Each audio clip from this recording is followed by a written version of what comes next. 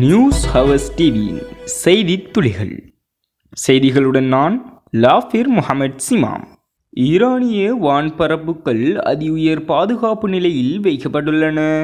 இதனால் ஈரானுக்குள் வரும் சில விமானங்களுக்கு கடும் கட்டுப்பாடுகளும் விதிக்கப்பட்டுள்ளது. இஸ்ரேலில் யார் கை வைத்தாலும் சுருண்டு போவார்கள்.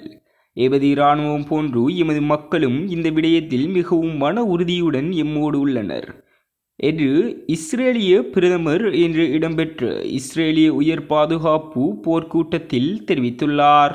இராஜாங்க அமைச்சர் சாமர சம்பத் பிரயாணம் செய்த வாகனம் தொழில்நுட்ப கோளாறு காரணமாக தீப்பிடித்து எரிந்துள்ளது.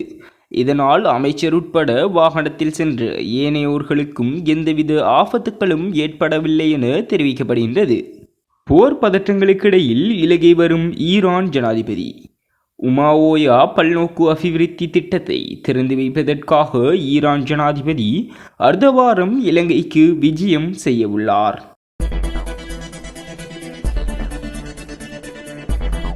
இதுபோன்ற செய்திகளுக்காக தொடர்ந்தும் எமது நியூஸ் ஹவர்ஸ் டிவியுடன் இணைந்திருங்கள். நன்றி, வணக்கம்.